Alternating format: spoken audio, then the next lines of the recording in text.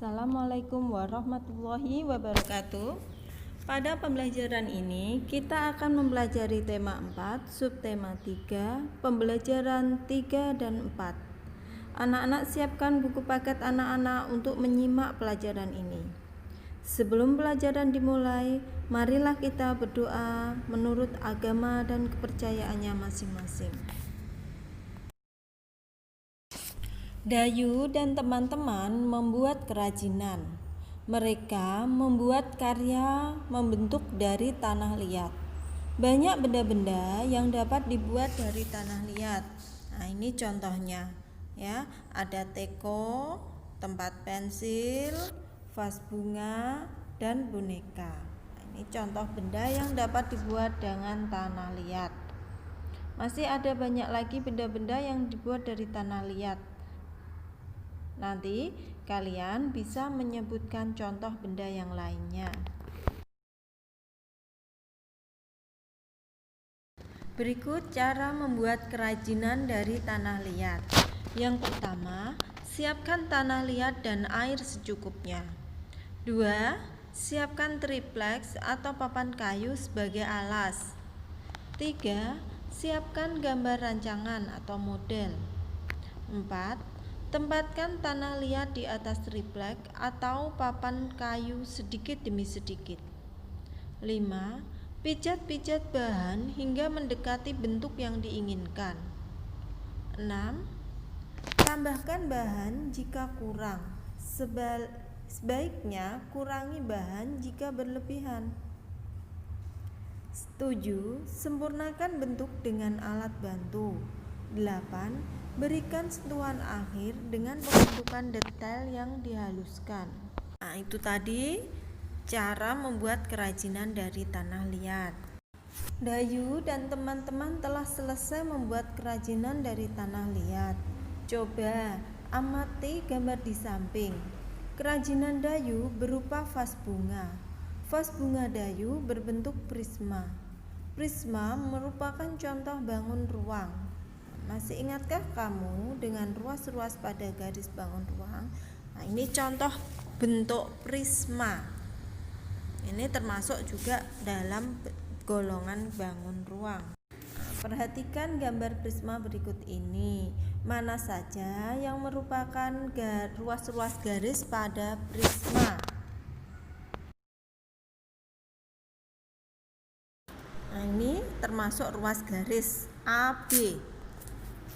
Selanjutnya ruas garis CB. Yang ini luas garis AC. Kemudian ini ada 3 ruas garis ya, yaitu ruas garis DE, EF, dan DF. Selanjutnya ini ada 3 ruas garis juga, yaitu AD, BE, dan CF. Nah, untuk menuliskan nama ruas garis ditulis dengan menggunakan huruf besar ya. Kemudian untuk mengasah kemampuan kalian, coba perhatikan bangun-bangun di bawah ini. Tentukan ruas-ruas garis pada bangun ruang berikut ini. Dikerjakan ya. Bu guru akan memberikan contoh membaca nyaring. Anak-anak memperhatikan ya. Tempat yang kumuh dan becek harus dibersihkan. Tempat yang kumuh dan becek harus dibersihkan. Tempat kumuh membuat lingkungan bau. Bau tidak enak akan membuat tempat tidak nyaman. Udara di sekitar menjadi tercemar. Pencemaran lingkungan bisa menimbulkan penyakit.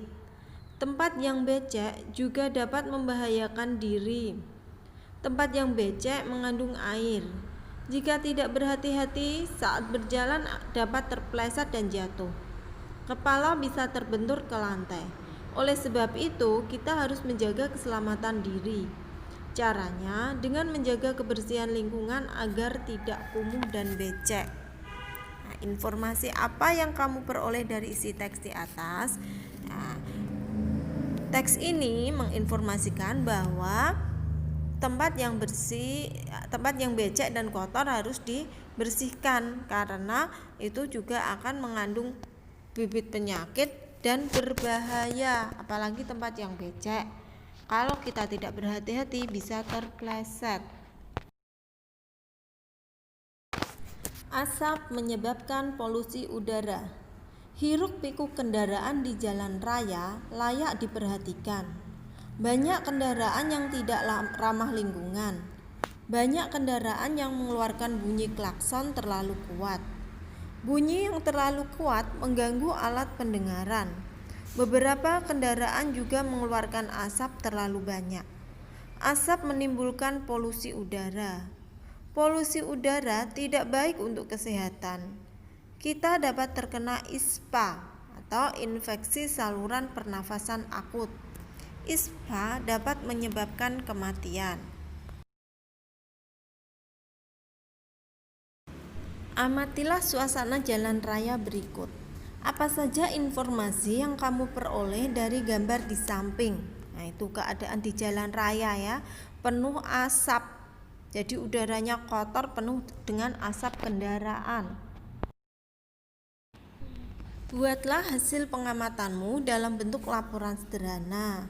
Nah, ini bisa kalian berdasarkan pengamatan gambar tadi, gambar keadaan di jalan raya, kalian tulis dalam bentuk pengamatan sederhana di dalam sebuah karangan.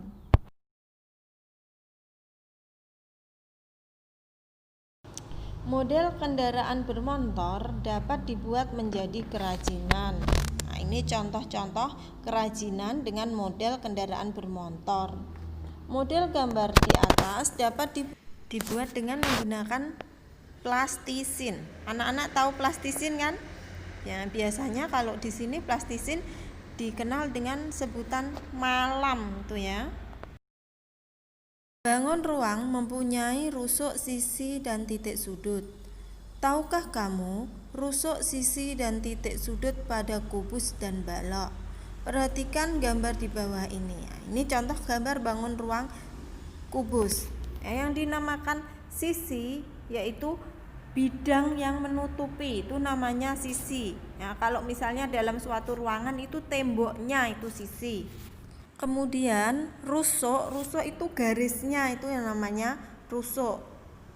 Lalu titik sudutnya itu pojok-pojok ya, di setiap pojoknya itu namanya titik sudut. Begitu juga bangun balok, ini adalah contoh bangun balok, yaitu juga mempunyai rusuk, sisi, dan titik sudut. Rusuk itu garisnya, sisi itu bidangnya, temboknya itu namanya sisi.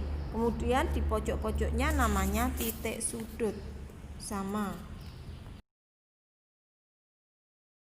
Nah, agar pemahaman kalian bisa lebih, coba kalian kerjakan soal di bawah ini.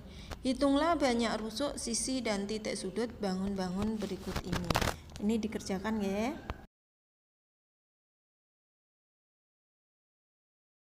Sampai di sini dulu pembelajaran kita hari ini. Pada pembelajaran ini kita tadi sudah belajar membuat kerajinan dari tanah liat dan plastisin. Kita juga belajar tentang lingkungan yang kotor dan kumuh itu harus dibersihkan. Kemudian kita juga melihat, mengamati tentang keadaan di jalan raya ya. Anak-anak jangan lupa untuk LKS-nya pembelajaran 3 dan 4 juga dikerjakan ya. Awal bulan depan kita sudah ada penilaian akhir semester ya. Kalian pelajari lagi materinya mulai dari tema 1. Semoga bermanfaat bagi kalian. Wassalamualaikum warahmatullahi wabarakatuh.